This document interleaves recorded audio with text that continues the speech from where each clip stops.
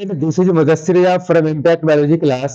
आज के इस वीडियो में हम लोग डिस्कस करेंगे क्लास 12 बायोलॉजी का प्रीवियस ईयर क्वेश्चन पेपर। और आज का पेपर है 2024 का, हम लोग प्रीवियस ईयर पेपर डिस्कस करेंगे, है ना। ये ऑफिशियल पेपर है 2024 का। चलिए तो उसमें देखते हैं पहला प्रश्न क्या है। After how many months of pregnancy do limbs and digits of embryo develop. सगर्भता के कितने माह के बाद भ्रूण के पाद एवं अंगुलियां विकसित होती है। सगर्भता के कितने महीने के बाद, है ना। तो दूसरे महीने के बाद जो है भ्रूण के पाद एवं अंगुलियां विकसित होती है। एनसीईआरटी से डायरेक्ट उठाया गया है।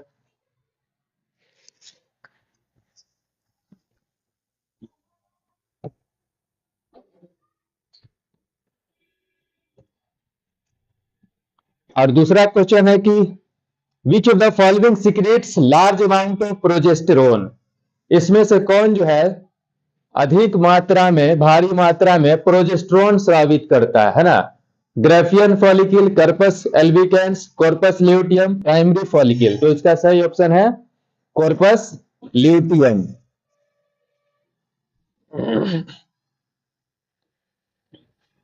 और अगला क्वेश्चन है after ovulation the ovum is surrounded by a group of cell called. Ovulation के बाद जो है अंडाणु खास प्रकार की कोशिकाओं से घिर जाती है, जिसे क्या कहा जाता है। तो उसका सही आंसर है जोना पेलुसिडा सेल के समूह से घिर जाती है ना। जोना पेलुसिडा पूरा एनसीईआरटी से ये पूछा गया है। अगला क्वेश्चन है which of the following cell is haploid. इसमें से कौन हैप्लॉइड है। ऊगोनिया, ओवम बनाने वाली कोशिका को ऊगोनिया कहते हैं। स्पर्मेटोगोनिया, स्पर्मेटोगोनिया, ऊगोनिया, ऊगोनिया, ये स्पर्म मदर सेल है, ये एग मदर सेल है। तो ये सभी क्या होगा, डिप्लॉइड होगा। Primary oocyte, primary oocyte oogonia जो ओवम बनाने जाएगा उसमें कुछ चेंजेस होता है, उसी को कहते हैं प्राइमरी यूसाइट। तो ये भी क्या होगा, ये भी डिप्लॉइड होगा। और जब प्राइमरी ऊसाइट में फर्स्ट मियोटिक डिवीजन होता है तब बनता है सेकेंडरी ऊसाइट।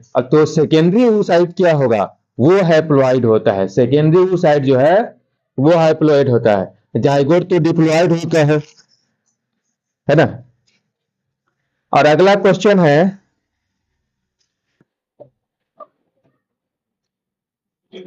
एक नई गर्भ निरोधक गोली, एक नई गर्भ निरोधक गोली जो गैर एस्टेरॉइडल है उसे क्या कहते हैं, है ना। तो उसे क्या कहा जाता है, बहुत फेमस है, नॉन एस्टेरॉइडल सहेली उसे कहा जाता है। New contraceptive pills which is non steroidal is referred to as Saheli. और अगला क्वेश्चन है कि 2011 के अनुसार, ये डाटा गलत है, एनसीईआरटी में लिखा हुआ है 2011 के अनुसार, है ना। What is the population growth rate of India as per 2001 census. तो लगभग इसमें दिया हुआ है अप्रोक्सीमेटली 2% है पॉपुलेशन ग्रोथ जो है, जनसंख्या ग्रोथ इंडिया का 2001 सेंसस के अनुसार कितना है, लगभग 2% है। तो पूरा एनसीईआरटी से आ रहा है क्वेश्चन अब, और क्लास में एनसीईआरटी लिखाया गया है, तो बस कॉपी को रिवाइज करना है बच्चों, है ना। और अच्छा एग्जाम जाएगा, उसमें कोई टेंशन लेने की बात नहीं है। ये हमारे ही स्टूडेंट, एक विद्यार्थी छात्रा का कॉपी है पिछले बार, है ना, जिसका ओवरऑल 447 नंबर आया था और बायोलॉजी में 85 नंबर था अक्सा नूर का। उसमें से इसको 35 में 33 ऑब्जेक्टिव सही हुआ था, है ना। 35 में 33 ऑब्जेक्टिव सही हुआ था। तो ये बहुत बड़ी बात है, 34 35 33 ऑब्जेक्टिव सही होना। तो बस जितना नोट्स में लिखाया गया है उसको पढ़ना चाहिए एकदम लाइन बाय लाइन, क्योंकि पूरा नोट्स में एनसीईआरटी लिखा दिया हम लोग क्लास में, और बस उसी को रिवाइज करना चाहिए। और बाकी जो क्वेश्चन बैंक वगैरह है तो उसको देख लेना चाहिए किस प्रकार से क्वेश्चन पूछा जा रहा है। अब जो है एनसीईआरटी बेस्ड हर एग्जाम हो रहा है, तो बार बार हम लोग क्या करें, कोशिश करें कि एनसीईआरटी को पढ़े, है ना। चलिए इस बार जो बच्चे एग्जाम दे रहे हैं वो तो नहीं पढ़ पाए, लेकिन अगले बार जो स्टूडेंट आने वाले हैं उनको ये सुझाव दें कि आप लोग एनसीईआरटी से पढ़े, चूंकि प्रत्येक क्वेश्चन कहां से आ रहा है, डायरेक्ट एनसीईआरटी से आ रहा है ना। तो अच्छा होगा एनसीईआरटी को पढ़ा जाए, क्लास में जो लिखाया गया उसको रिवीजन किया जाए। चलिए, तो अगला क्वेश्चन क्या है, which of the following आईयूडीएस is a hormone releasing. Hormone releasing इसमें कौन आईयूडीएस है ना। तो सही ऑप्शन लगा हुआ है, हार्मोन रिलीजिंग क्या होता है, एलएनजी 20 और प्रोजेस्टाजट, ये हार्मोन रिलीजिंग होता है। मल्टीलोड 375, कॉपर टी, कॉपर 7, ये सब है ना, क्या होता है, ये सब कॉपर रिलीजिंग होता है। और लिप्स लूप जो है वह नॉन मेडिएटेड होता है। अगला क्वेश्चन है कि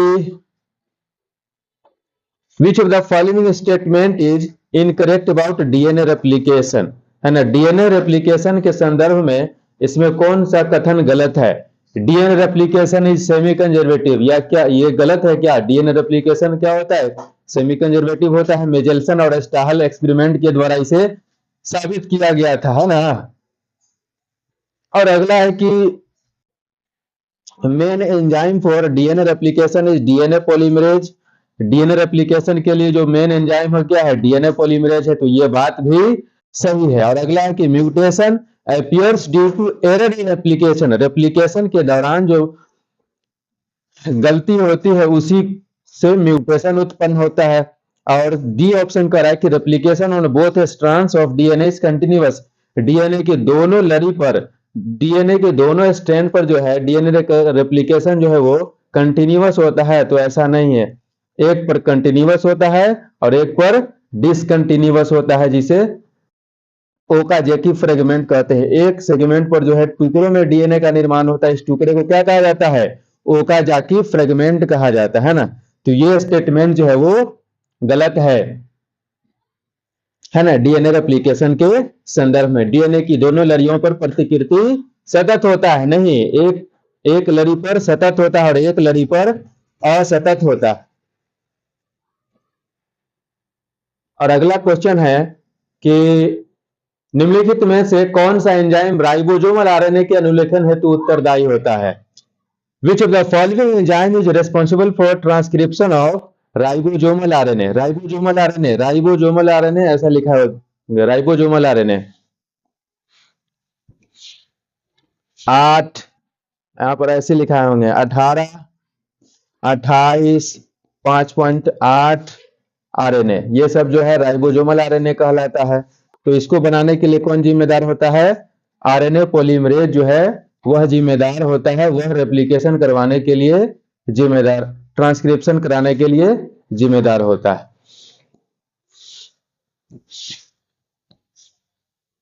और अगला क्वेश्चन है कि कुछ अमीनो अम्ल का कूटलेखन एक से अधिक प्रकूटों द्वारा होता है, तो ऐसे कोड को क्या कहा जाता है ना। तो ऐसे कूट को क्या कहा जाता है, डिजेनरेट कहा जाता है। Some amino acids are coded by more than one codon, such codon is called known as degenerate या रिडंडेंट कहा जाता है ना। इस सबको याद रखना है। टोटल कोडोन की संख्या 64 होती है, सेंस कोडोन 61 होता है, नॉन सेंस कोडोन 3 होता है। ये सबको याद रखना है, ये सब तो याद रखने वाला ही है, आसान आसान क्वेश्चन सब आता है इससे। अगला है कि लैकोप्रेन, लैकोप्रेन में वाई जीन की क्या भूमिका होती है। सब कितना आसान क्वेश्चन है ना। स्टेटमेंट वाला क्वेश्चन जो है कुछ बच्चों का यह था कि भारी क्वेश्चन आ रहा है, तो 2024 का क्वेश्चन देखिए आप लोग कितना भारी है, कहाँ कुछ भारी है, पूरा एनसीईआरटी से आ रहा है और जो क्लास नोट्स में लिखाया गया है उसी से क्वेश्चन आ रहा है ना। स्टेटमेंट वाला एक दो क्वेश्चन है तो हम लोग देख ही चुके, अभी जो देखे हैं जस्ट देखे, उसमें क्या था, क्लास नोट्स में लिखाया गया या एनसीईआरटी का है, तो उसको हम लोग पढ़े ध्यान दे तो सारा क्वेश्चन बनेगा। उसी प्रकार से ये क्वेश्चन है 12वां की what is the role of Y gene in लैकोप्रेन, लैकोप्रेन का क्या काम है, तो लैकोप्रेन कोड्स फॉर परमिएज, बस सिंपल आंसर है। और अगला क्वेश्चन है कि palaeontological evidence is based on the study of, पुराजीवी प्रमाण किसके अध्ययन पर आधारित है, तो ये भी कितना आसान है कि फॉसिल के आधार पर, फॉसिल पर आधारित है ना। यानी पैलियोंटोलॉजिकल एविडेंस, यानी पैलियोंटोलॉजी में हम लोग क्या चीज का अध्ययन करते हैं, फॉसिल का अध्ययन करते हैं, जीवाश्म का अध्ययन करते हैं। तो देख रहे हैं कि क्वेश्चन तो आसान ही है।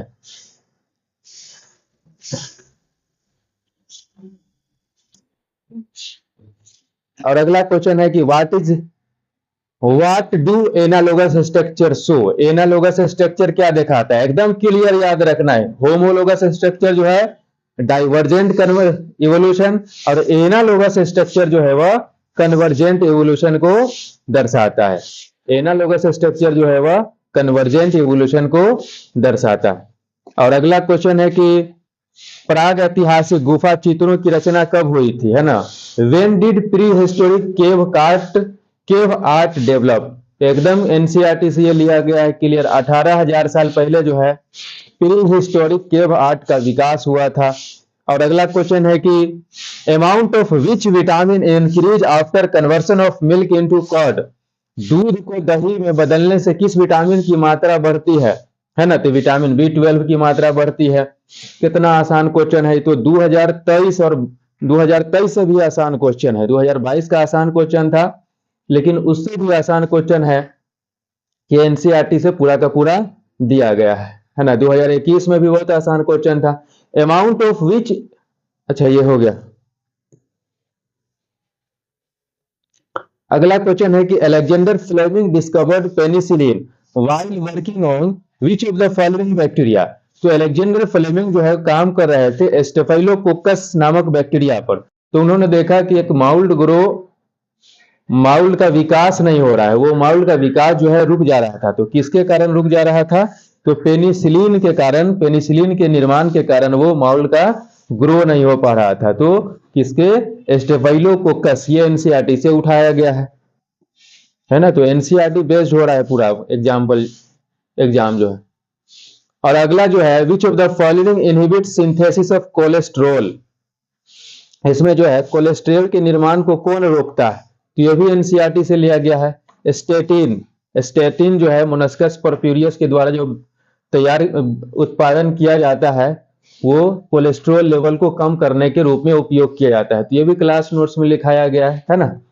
और अगला क्वेश्चन है कि capacity to regenerate a whole plant from a plant cell is called as. पादप कोशिका से संपूर्ण पौधा बनाने की क्षमता को क्या कहते हैं। तो ये भी एकदम क्लियर एनसीईआरटी से ही लिया गया। इसको क्या कहा जाता है, टोटिपोटेंसी कहा जाता है।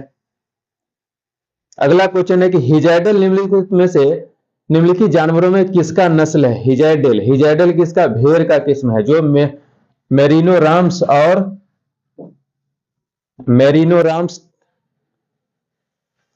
मेरिनोराम्स के हाइब्रिडाइजेशन से प्राप्त किया गया है ना। हिजार्डल किसका ब्रीड है, हिजार्डल निम्नलिखित जानवरों में से किसका है, तो सीप का नस्ल है। बीकानेरी ईव्ज और मेरिनो रैम्स दोनों के बीच का जो संकरण करा के प्राप्त किया गया था, उसी को क्या कहते हैं, हिजैडल कहते हैं, है ना। तो ये हिजैडल किसकी किस्म है, ये दोनों भेड़ की किस्म है ना। अगला क्या है, तो बहुत ज्यादा भारी सवाल है, पूरा तो एनसीईआरटी से ही, और अभी भी देख रहे हैं कि हाँ ज्यादा स्टेटमेंट वाला क्वेश्चन है। Which of the following technique was used to get yellow mosaic virus resistant moong lentils. निम्नलिखित में से किस तकनीक के प्रयोग से पीला मोज़ेक वायरस प्रतिरोधी मूंग दाल प्राप्त किया गया था, है ना। तो म्यूटेशन करा करके इसमें छुटकारा किया गया था मूंग लेंटिल्स में वायरस के प्रति। किस तकनीक के द्वारा, तो म्यूटेशन ब्रीडिंग के द्वारा, है ना। क्या हो जाएगा ऑप्शन सही, म्यूटेशन ब्रीडिंग के द्वारा जो है मूंग में वायरस से छुटकारा दिलाया गया था, है ना। और अगला क्वेश्चन है कि reason for movement of DNA fragment towards anode in gel electrophoresis DNA fragments हो। मतलब यह है कि डीएनए जेल इलेक्ट्रोफोरेसिस विधि में डीएनए क्या होता है, साइज के आधार पर सेपरेट होता है ना। जेल इलेक्ट्रोफोरेसिस एक विधि है जिसमें डीएनए को उसके साइज के आधार पर अलग किया जाता है। तो यहां प्लस चार्ज होगा जिसे एनोड कहा जाता है, यहां कैथोड होगा जहां माइनस कहा जाता है। तो डीएनए का टुकड़ा जो है वह कैथोड से एनोड की तरफ जाता है, एनोड पर प्लस चार्ज है, डीएनए के ऊपर माइनस चार्ज होता है, इसलिए माइनस से प्लस की तरफ मूव करता है। तो डीएनए के खंडों के गमन एनोड की तरफ जो होता है वो किसके कारण होता है ना? तो पॉजिटिवली चार्ज होता है, निगेटिवली चार्ज होता है। डीएनए का सेगमेंट कैसा होता है? निगेटिवली चार्ज होता है। निगेटिवली चार्ज पॉजिटिव एनोड की तरफ आकर्षित होकर चला जाता है ना। और नेगेटिव चार्ज किस लिए होता है? फॉस्फेट के कारण होता है। H3PO4 माइनस, फॉस्फेट पर माइनस चार्ज होता है और फास्फोरस पाया जाता है डीएनए में। अगला क्वेश्चन है कि 22वां, which of the following is not responsible for vegetative propagation? निम्नलिखित में कौन पौधों में कायिक प्रसार के लिए उत्तरदायी नहीं है? पौधों में कौन नहीं है? तो पौधों में हम लोग जानते हैं कि ऑफसेट इकोर्निया में होता है, बल्ब अनियन में होता है, राइजोम जिंजर में होता है। ये सब तो प्लांट है, लेकिन जेमुल्स जो है वो स्पंज है, एनिमल किंगडम में आता है ना, पोरीफेरा में आता है। तो इसका सही आंसर हो जाएगा जेमुल्स जो है वह प्लांट का वेजिटेटिव प्रोपगेशन भाग नहीं है। तो ये क्लियर पहला चैप्टर में लिखाया गया है ना। अगला क्वेश्चन है कि निम्नलिखित में कौन सा कथन असत्य है? यह भी एनसीईआरटी के स्ट्रक्चर से लिया गया है, तो बच्चों बहुत जरूरी है एनसीईआरटी को पढ़ा जाए। शिक्षकों द्वारा बच्चों को कहा जाता है एनसीईआरटी लीजिए पढ़िए, लेकिन बच्चे बात नहीं मानते हैं। एनसीईआरटी को लाइन बाय लाइन पढ़ना चाहिए और जहां पर दिक्कत होता है टीचर से सहायता लेना चाहिए। सारा क्वेश्चन एनसीईआरटी से पूछा गया है। Antheridia are present on antheridiophore of female thallus of marchantia. ये पहला ही क्वेश्चन गलत है ना। मार्केंसिया में दो प्रकार का थैलस होता है, मेल और फीमेल थैलस पाया जाता है, अलग अलग शरीर पर पाया जाता है। वो हर्माफ्रोडाइट नहीं होता है। कारा जो होता है, कारा होता है मोनोएसियस, उसके एक ही शरीर के ऊपर दोनों पाया जाता है, एंथ्रेडिया और आर्किगोनिया। लेकिन ये जो है मार्केंसिया में वो अलग अलग होता है ना। तो एंथ्रेडिया जो है वह मेल थैलस पर उपस्थित होता है, ऐसे होता है ना, पादप का शरीर होता है यहाँ पर, इस प्रकार से एंथ्रेडिया पाया जाता है। उसी प्रकार से फीमेल बॉडी होता है जिस पर आर्किगोनियम पाया जाता है। तो एंथ्रेडिया जो है वह मेल थैलस के ऊपर पाया जाता है, फीमेल थैलस के ऊपर नहीं पाया जाता। तो ये पहला ही आंसर गलत है कि एंथ्रेडिया क्या, और यही सही क्वेश्चन है ना, कि एंथ्रेडिया जो है वह फीमेल थैलस के ऊपर पाया जाता है। नहीं, एंथ्रेडिया जो है मेल थैलस के ऊपर पाया जाता है। तो ये आंसर गलत है ना। मतलब इसके अनुसार यही सही क्वेश्चन है। Diploid gene forms gamete after meiosis, zoospores are formed in chlamydomonas. सब सही है, पहला ही ऑप्शन हमारा गलत है। सारा एनसीईआरटी से क्वेश्चन है। और अगला क्वेश्चन है, which of the following plant is refers to as terror of Bengal? 2023 में भी कुछ पूछा गया था इसका कि वेजिटेटिव प्रोपगेशन किसके द्वारा होता है ना। तो किसके द्वारा होता है? वाटर हाइसिंथ में जो है, वाटर हाइसिंथ को क्या कहा जाता है? टेरर ऑफ बंगाल कहा जाता है। और अगला क्वेश्चन है कि which of the following is not a part of microsporangium? Microsporangium का भाग इसमें कौन नहीं है?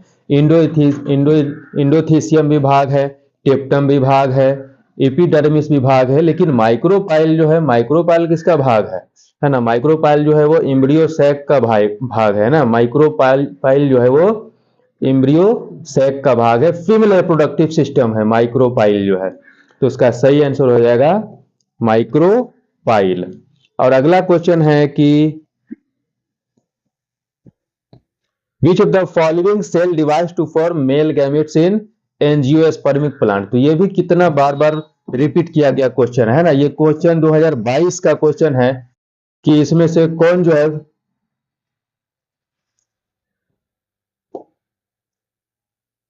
पोलन ग्रेन क्या चीज को दर्शाता है? मेल गैमिटोफाइट है।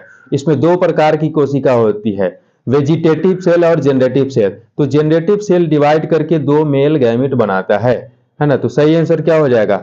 जेनेटिव सेल, है ना। तो देख रहे हैं कि सारा क्वेश्चन या तो प्रीवियस ईयर पेपर से आया है या एनसीईआरटी से आया है बच्चों। 2024 का क्वेश्चन पेपर है ये। इसके अनुसार हम लोग अंदाजा लगा सकते हैं कि इस साल भी कैसा क्वेश्चन हो सकता है। आसान ही क्वेश्चन रहेगा, घबराने की कोई जरूरत नहीं है। Which of the following is not associated with egg apparatus, egg apparatus से कौन संबंधित नहीं होता है ना। तो माइक्रो एम्ब्रियो सैक में तीन प्रकार से, इस प्रकार से बना देते हैं हम लोग। एंटी, ये होता है एंटीपोडल्स, यहाँ पर ये साइनर्जिड कहलाता है, ये एग है। साइनर्जिड और एग एपरेटस मिलकर, एग एपरेटस मिल करके क्या कहलाता है, साइनर्जिड और एग मिल करके, साइनर्जिड और एग, साइनर्जिड और एग मिल करके क्या कहलाता है, एग एपरेटस कहलाता है। फिलीफॉर्म एपरेटस तो यहां पर है, उंगली जैसी संरचना। तो विच of the following is not associated with egg apparatus, है ना, इसमें से कौन जो है एग एपरेटस से संबंधित नहीं है। तो एग एपरेटस में देख रहे हैं कि साइनर्जिड और एग दोनों मिला करके, तो साइनर्जिड के अंदर फिलीफॉर्म एपरेटस भी है और एग भी है, तो साइनर्जिड भी आ जाएगा उसमें, एग भी आ जाएगा, फिलीफॉर्म एपरेटस भी आएगा। नहीं आएगा तो क्या आएगा, सिर्फ एंटीपोडल्स जो है वह एग एपरेटस के अंतर्गत नहीं आएगा। और अगला क्वेश्चन है 28वां कि घास के बीज में एस्केटुलम को क्या कहा जाता है। Scutellum present in the seed of grass is called. तो ग्रास क्या है, ग्रास जो है वो मोनोकोटाइलडन है, और मोनोकोटाइलडन के, मोनोकोटाइलडन का जो कोटाइलडन होता है उसे एस्क्यूटलम कहा जाता है। और ये किसमें पाया जाता है, ये तो कोटाइलडन होता है। और अगला क्वेश्चन है बहुत आसान क्वेश्चन, ये भी प्रीवियस ईयर क्वेश्चन है और एनसीईआरटी से पूछा गया है कि what is the use of alpha antitrypsin. Alpha antitrypsin की उपयोगिता क्या है इन ट्रीटमेंट ऑफ एम्फीसीमा। पहला ही क्वेश्चन सही है ना, प्रीवियस ईयर भी है और एनसीईआरटी से डायरेक्ट पूछा गया है कि अल्फा एंटीट्रिप्सिन का उपयोग क्या होता है। तो एम्फीसीमा नामक बीमारी को सही करने में इसका उपयोग किया जाता है।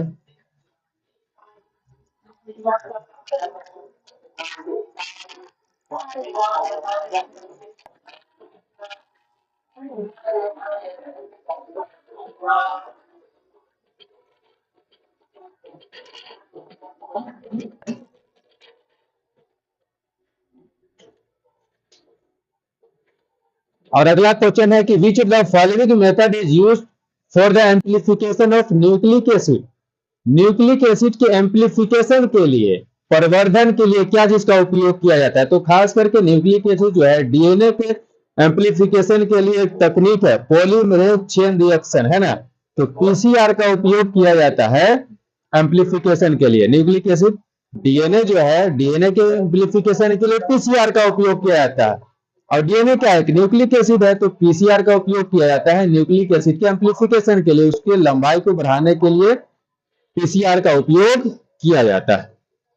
और अगला क्वेश्चन है कि at what pH, at what pH insecticidal protein synthesized by Bacillus thuringiensis becomes active. किस पीएच पर बैसिलस thuringiensis के द्वारा संश्लेषित कीटनाशक प्रोटीन सक्रिय हो जाता है।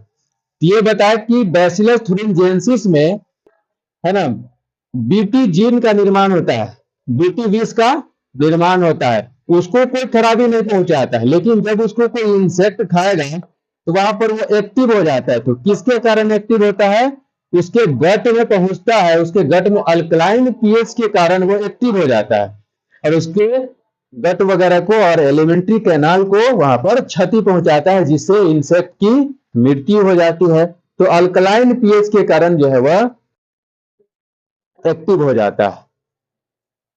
और अगला क्वेश्चन है कि इसमें RNA interference is utilise to prevent nematode in infestation, infection होगा यहाँ पर, in tobacco plant by which vector are nematode specific genes introduced, है ना, किसके द्वारा जो है निमेटोड का स्पेसिफिक जीन जो है डाला जाता है। तो इसका बहुत फेमस है, ये एग्रोबैक्टीरियम के द्वारा जो है यह जीन डाला जाता है। और अगला क्वेश्चन है बहुत आसान और एनसीईआरटी से डायरेक्ट दिया गया है कि how many varieties of basmati rice are grown in India. भारत में बासमती राइस का कितना है, तो 27 किस्म जो है भारत में इसका उगाई जाती है बासमती राइस का। तो देख रहे हैं कि अब तक कितना आसान क्वेश्चन है ना। अब ये क्वेश्चन देख के लगा कि बहुत भारी क्वेश्चन है, लेकिन ये क्या है, डायरेक्ट एनसीईआरटी से दिया हुआ है, ये इतना लैंग्वेज है, परिभाषा है यहाँ पर अगर पूछ देता है कि जीएफ किसे कहते हैं तो ये उसी में लिख सकते हैं जीएफ किसे कहते हैं। Which of the following organisation makes decision regarding the validity of GM research and the safety of introducing GM organism. Genetically modified organism जो है उसका वातावरण में डालने से बहुत सारा खराबी भी हो सकता है, तो उसके रिसर्च के लिए, उसके देखभाल के लिए एक संस्था है जिसे कहा जाता है जीएफ कहा जाता है, जेनेटिक इंजीनियरिंग अप्रूवल कमिटी। तो लग तो रहा है कि बहुत भारी है, लेकिन क्या है, डायरेक्ट एनसीईआरटी से पूछा गया क्वेश्चन है ना। तो इस प्रकार से जो नोट्स में लिखाया गया है उसको एकदम ध्यान से पढ़ना है, और एनसीईआरटी पढ़ने का फुर्सत मिले तो पढ़ सकते हैं, और अच्छी बात है ना। Name of Ramdev Mishra is associated with which field of research. Ramdev Mishra का नाम जो है किन से संबंधित है, तो इन्हें फादर ऑफ इंडियन इकोलॉजी कहा जाता है ना, तो इकोलॉजी से संबंधित है। और एक और नाम आ सकता है कि एम एस स्वामीनाथन किससे संबंधित है ना, जो साउथ इंडियन से अभी उनका फिलहाल साल 2 साल पहले देहांत हुआ है, तो वो भी इकोलॉजी से ही संबंधित है। तो न्यू क्वेश्चन में आ सकता है एम एस स्वामीनाथन किससे संबंधित है, वो भी इकोलॉजी से ही संबंधित है। चलिए अगला क्वेश्चन है कि which of the following is not a cloning vector of for bacteria. Bacteria के लिए इसमें कोलिन जो है क्लोनिंग वेक्टर नहीं है। बैक्टीरियोफाज, प्लाज्मिड, पीवीआर 322, टीडीएनए, तो ट्यूमर इंड्यूसिंग डीएनए ये जो है वो बैक्टीरिया के लिए क्लोनिंग वेक्टर नहीं है। और अगला क्वेश्चन है कि which of the following method is used to inject recombinant DNA into nucleus of animal cell directly. निम्नलिखित में किस विधि से पुनर्योगज डीएनए को सीधे जंतु कोशिका के केंद्रक में अंतःक्षेपित किया जाता है, डायरेक्ट। तो ये कितना एनसीईआरटी से डायरेक्ट ये क्वेश्चन है कि माइक्रो इंजेक्शन में जो है वो डायरेक्ट एनिमल सेल में इंजेक्ट किया जाता है, और नोट्स में भी लिखाया गया है। तो कहां भारी क्वेश्चन है ना। इसी प्रकार से नोट्स को और एनसीईआरटी को पढ़ने से सारा ऑब्जेक्टिव बन जाता है, ऑब्जेक्टिव अलग से याद करने की कोई जरूरत नहीं है। अगला क्वेश्चन है कि for isolation of DNA fungus is treated with which enzyme. अगर फंगस की कोशिका से डीएनए को निकालना है तो किस एंजाइम से उसके कोशिका को पहले नष्ट किया जाएगा, तो काइटिनेज के द्वारा। चूंकि फंगस का जो सेल मेम्ब्रेन होता है वो काइटिनेज के द्वारा बना होता है, तो उसको तोड़ा जाएगा, तब उसके अंदर से उसके न्यूक्लियस में से डीएनए को निकाला जाएगा। तो किसका उपयोग किया जाता है, काइटिनेज का उपयोग किया जाता है। और अगला क्वेश्चन है कि which of the following is absent in PVR 322। ये क्या है, एक क्लोनिंग वेक्टर है पीवीआर 322, एस्चेरिचिया कोलाई से निकाला गया है। तो इसमें क्या नहीं पाया जाता है, ओरिजिन ऑफ रेप्लिकेशन नहीं पाया जाता है, रेस्ट्रिक्शन साइट नहीं पाया जाता है, प्रतिबंधन स्थल, टी डीएनए नहीं पाया जाता है, एंटीबायोटिक रेजिस्टेंस जीन नहीं पाया जाता है। तो इसमें जो है टी डीएनए नहीं पाया जाता। हम लोग पढ़े हैं कि पीवीआर 322 में ऐसा कोई शब्द था टीडीएनए उसमें नहीं पाया जाता है। और अगला क्वेश्चन है कि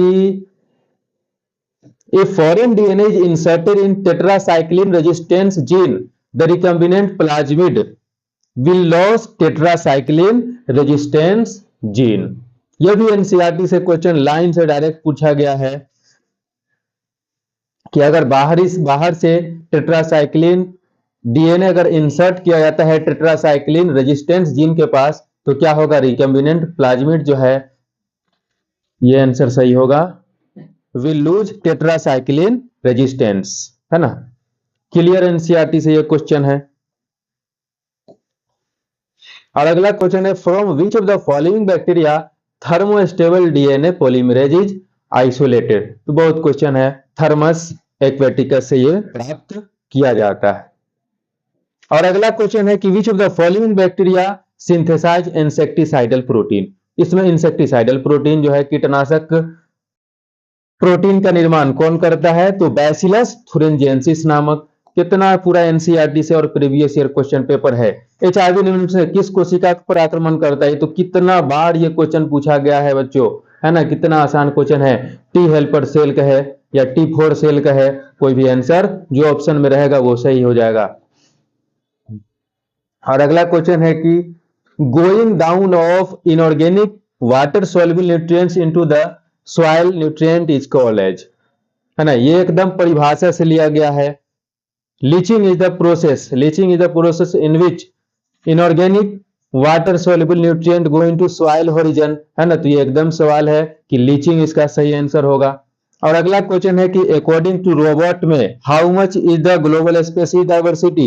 रोबोट में के अनुसार रोबोट में के अनुसार वैश्विक जातीय विविधता कितना है, 7 मिलियन। ये भी एनसीईआरटी से कितना क्लियर क्वेश्चन है, आसान है। तो अब तक देखे कहाँ कोई भारी क्वेश्चन है, कहाँ कोई ज्यादा स्टेटमेंट वाला क्वेश्चन है ना। और अगला क्वेश्चन है कि biodiversity of India is what percentage of total global species diversity, है ना, कितना है। तो बताए थे कि इंडिया के पास जो है 2.4% जमीन है, लेकिन वो जो स्पेसीज डाइवर्सिटी है, इतने चीजों का जो यहाँ उत्पादन हो जाता है, उसमें जो वर्ल्ड का कंट्रीब्यूशन है, वर्ल्ड में जो भारत का कंट्रीब्यूशन है कितना है, 8.1% कंट्रीब्यूशन है ना। एनसीईआरटी से जो क्वेश्चन आता है उसको तो बहुत अच्छा होता है, बच्चों को खुश हो जाना चाहिए कि एनसीईआरटी पढ़ें और सही जवाब उसका दे दें, क्योंकि बिना एनसीईआरटी के पढ़ने से ऐसे जो कहीं यूं ही क्वेश्चन आता है उससे बहुत परेशानी होती है ना। एक सब्जेक्ट सिलेबस होना चाहिए, एक किताब होनी चाहिए जिससे क्वेश्चन आना चाहिए। और ये धीरे धीरे बिहार बोर्ड भी ट्रैक पर आ रहा है, एनसीईआरटी बेस्ड जो है एग्जाम ले रहा है, तो स्टूडेंट के लिए अच्छी बात है ना। What was the reason for extinction of more than 200 species of cichlid fish, है ना, cichlid fish in Lake Victoria. Victoria झील की चिक्लिड मछलियों के 200 से अधिक जातियों के विलोपन का क्या कारण था। तो इसे कहते हैं एलियन स्पेसीज इन्वेशन, एलियन स्पेसीज इन्वेशन, यह भी नोट्स में लिखाया गया है। और अगला क्वेश्चन है कि which of the following is not the reason for global warming. Global warming का इसमें से कौन कारण नहीं है। यूज ऑफ फॉसिल फ्यूल, इससे तो ग्लोबल वार्मिंग होगा। डिफोरेस्टेशन, जंगल कटाई, इससे भी ग्लोबल वार्मिंग होगा। पॉपुलेशन एक्सप्लोजन, जनसंख्या विस्फोट, इससे भी ग्लोबल वार्मिंग होगा। Improvement in the efficiency of energy use, ऊर्जा प्रयोग क्षमता में उन्नति से क्या होगा, ग्लोबल वार्मिंग की समस्या नहीं होगी। तो यह गलत दिया हुआ है ना। और चलिए अगला क्वेश्चन है कि which of the following statement is incorrect about organic farming. निम्नलिखित में कौन सा कथन जो है जैविक खेती के बारे में असत्य है। तो बताइए, इट इज साइक्लिक। ऑर्गेनिक जो होता है वो साइक्लिक होता है, उसी को कई चक्र में घुमा करके उसको उपयोग किया जाता है। जीरो वेस्ट इज जनरेटेड, इसमें कोई वेस्ट का उत्पादन नहीं होता है। मैक्सिमम यूटिलाइजेशन ऑफ रिसोर्सेज, अधिक से अधिक संसाधन का उपयोग हो जाता है इसमें। और use of chemical fertiliser, organic खेती में केमिकल फर्टिलाइजर का उपयोग नहीं किया जाता है। तो इसका सही आंसर हो जाएगा यूज ऑफ केमिकल फर्टिलाइजर। और अगला क्वेश्चन है कि तापक्रम के बारे में निम्नलिखित में कौन सा कथन असत्य है ना। तो इसका सही हो जाएगा कि temperature increases with increase in height. Height बढ़ने पर टेम्परेचर बढ़ता है, तो हाइट बढ़ने पर टेम्परेचर बढ़ता नहीं है, हाइट बढ़ने पर टेम्परेचर कम होता है। ये आंसर सही हो जाएगा, है ना। Temperature decreases from equator to poles और फ्रॉम प्लेन टू माउंटेन। तो प्लेन टू माउंटेन मतलब घटता है, लेकिन यहां पर बोल दिया कि बढ़ता है, तो ये आंसर सही हो जाएगा। और अगला क्वेश्चन है कि at which level is natural selection operated to evolve the desired trait. वांछित विशेष को, ट्रेस्ट को विकसित करने का कार्य प्राकृतिक वर्ण द्वारा किस स्तर पर किया जाता है। तो यह इंडिविजुअल स्तर पर किया जाता है ना, इंडिविजुअल स्तर पर, व्यक्ति स्तर पर किया जाता है। और अगला क्वेश्चन है इसमें कि मानव समष्टि की आयु पिरामिड में जनन पूर्व, ये अंग्रेजी में देख लेंगे हम लोग। When percentage of individual of pre reproductive ज्यादा है, उसके बाद रिप्रोडक्टिव उससे कम है, और उससे भी कम है पोस्ट रिप्रोडक्टिव।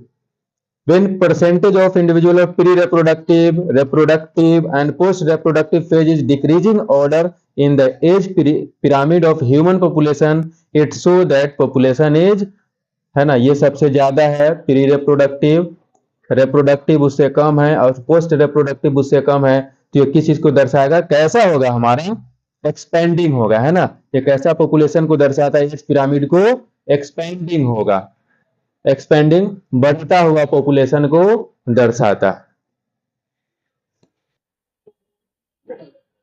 और अगला क्वेश्चन है इसमें कि विच ऑफ द फॉलोइंग, निम्नलिखित में कौन सी जीवन काल में एक बार प्रजनन करते हैं। Which of the following reproduce once in a life time, ये भी बहुत फेमस क्वेश्चन है, पहले चैप्टर से पूछा गया है ना।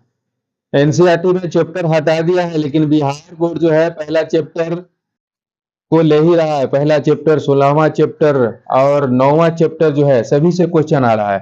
तो क्या है, Pacific salmon fish and bamboo, मतलब कि ये हम नहीं लिखाए होंगे नोट्स में, तो ये तो बम्बू स्पेसीज तो था, लेकिन ऐसा कोई नीचे यहाँ पर ऐसा ऑप्शन नहीं है। तो सही आंसर क्या हो जाएगा, बम्बू स्पेसीज जो है पूरे जीवन काल में उसके एक बार ही फ्लावरिंग होती है ना।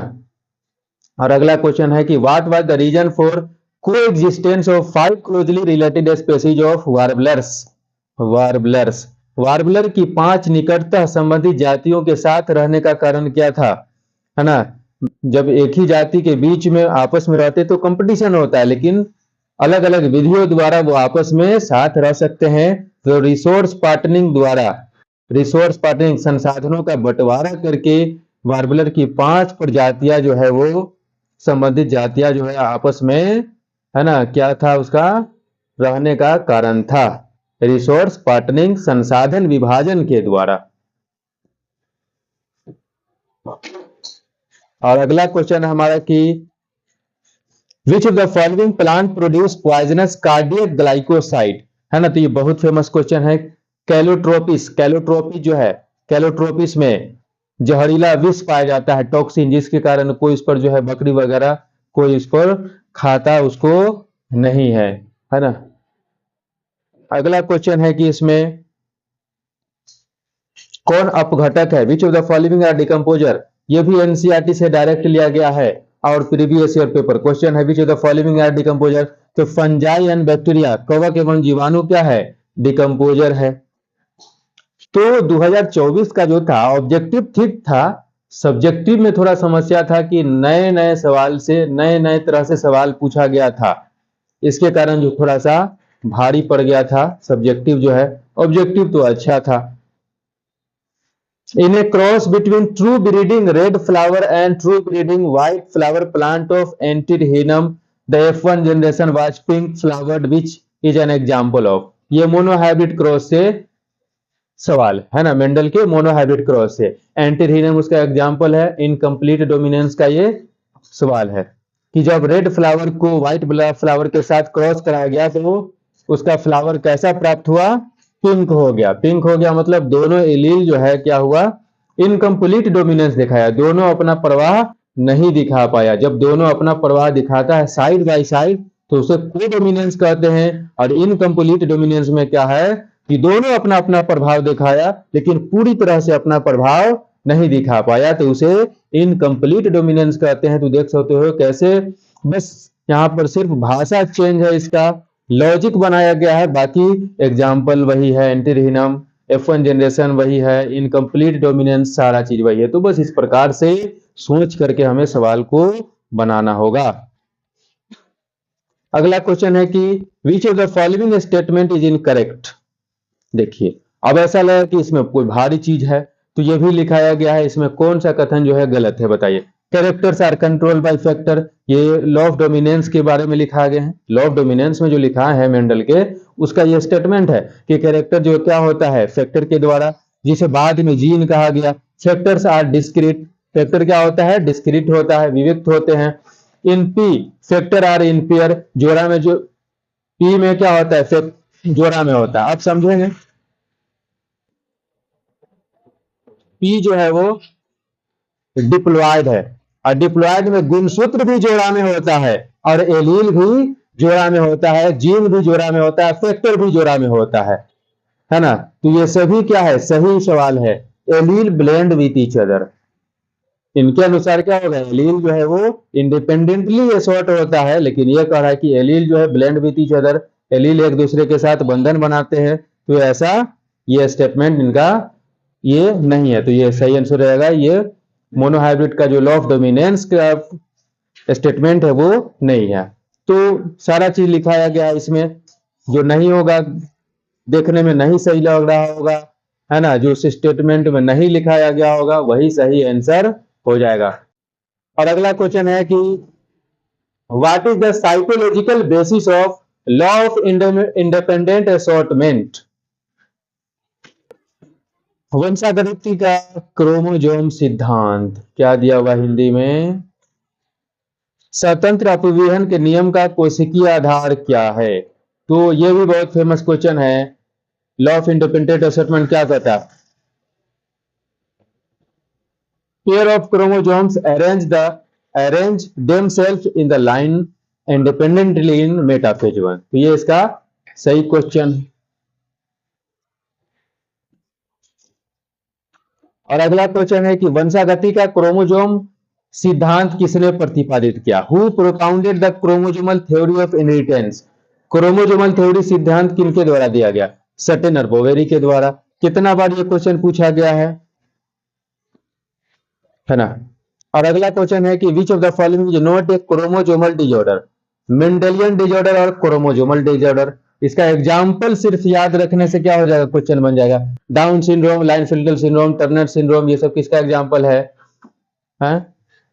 क्रोमोसोमल डिसऑर्डर का एग्जाम्पल है।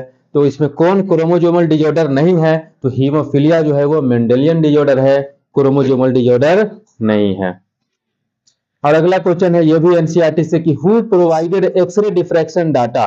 एक्सरे डिफ्रैक्शन डाटा किनके द्वारा दिया गया था? Maurice Wilkins and Rosalind Franklin के द्वारा दिया गया था। और अगला क्वेश्चन है कि what was the conclusion of Hershey and chess experiment. Hershey और चेस एक्सपेरिमेंट का क्या कंक्लूजन था? Genetic material of bacteria is DNA, genetic material of virus is DNA. तो ये कैलकुलेटर था कि genetic material of virus is DNA, है ना। और अगला क्वेश्चन है कि which of the following is not termination codon. इसमें टर्मिनेशन कोडोन नहीं है, कौन नहीं है? तो एयूजी जो है वो टर्मिनेशन कोडोन नहीं है। और अगला क्वेश्चन है what is the meaning of charging of tRNA. TRNA के चार्जिंग का क्या मतलब है? तो टीआरएनए को अमीनो एसिड के साथ जो जोड़ा जाता है तो उसे चार्जिंग ऑफ टीआरएनए कहा जाता है। यह भी नोट्स और एनसीईआरटी से डायरेक्ट क्वेश्चन है।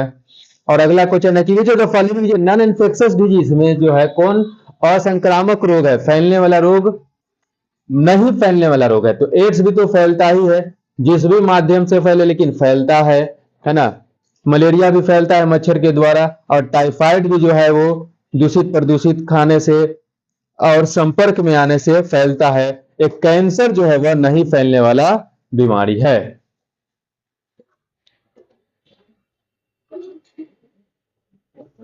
और अगला क्वेश्चन है कि which of the following blood cell is known as PMNL. PMNL इसमें कौन सी कोशिका है? तो पीएमएनएल जो है वो न्यूट्रोफिल कोशिका है। पीएमएनएल लिख करके यहाँ पर एनसीईआरटी में इस प्रकार से दिया हुआ है, न्यूट्रोफिल, है ना। तो एनसीईआरटी और नोट से ही पूरा क्वेश्चन आ रहा है, बाकी इधर उधर दिमाग लगाने की जरूरत नहीं है। एनसीईआरटी नोट्स पढ़े और एनसीईआरटी पढ़े, इसी से एग्जाम अच्छे नंबर से क्वालिफाई हो जाएगा, पास हो जाएगा। विच of the following is abundantly found in colostrum. निम्नलिखित में से किसकी प्रचुरता कोलेस्ट्रम में होती है? कोलेस्ट्रम में कौन ज्यादा मात्रा में पाया जाता है? एंटीबॉडी। तो आईजीए एंटीबॉडी जो है कोलेस्ट्रम में प्रचुर मात्रा में पाया जाता है। तो आप लोग बताइए कि एलर्जी में कौन सा एंटीबॉडी निकलता है? तो एलर्जी में कौन सा एंटीबॉडी निकलता है? आईजीई एंटीबॉडी जो है वो निकलता है। और अगला क्वेश्चन है और लास्ट क्वेश्चन है कि व्हाट इज डाइएसिटाइल मॉर्फिन। डाइएसिटाइल मॉर्फिन नहीं, एक और क्वेश्चन है इसमें। डाइएसिटाइल मॉर्फिन क्या है? तो ये क्या है? हीरोइन को ही डाइएसिटाइल मॉर्फिन कहा जाता है ना, केमिकली। और लास्ट क्वेश्चन है कि which fever is confirmed by Widal test. Widal परीक्षण से किस जवर की पुष्टि होती है? तो ये कितना बार पूछा गया क्वेश्चन है, प्लस एनसीईआरटी से डायरेक्ट क्वेश्चन है, तो यह है टाइफाइड, इसका सही आंसर हो जाएगा। तो आज की वीडियो में हम लोग देखे 2024 का previous year question paper biology का क्लास 12 का, है ना। तो हम लोग देखे कि बहुत बच्चों में यह था कि ऑब्जेक्टिव भारी था, ऐसा वैसा नहीं, तो स्टेटमेंट भी जो था वो किताब से ही था, नोट से ही था। और बहुत सारा देखे कि लंबा क्वेश्चन नहीं है, कुछ ही है, और वैसा ट्रैक बढ़ाया जा रहा है धीरे धीरे, लेकिन आपके कॉपी से ही होगा और किताब से ही होगा। तो आप कॉपी और किताब को पढ़ें और क्वेश्चन बैंक का प्रैक्टिस करें, है ना। और आपको 2025 के एग्जाम में मात्र 1 और 2 दिन बचा हुआ है, तो जमकर तैयारी करें, है ना। हमारी तरफ से पूरी पूरी शुभकामनाएं हैं।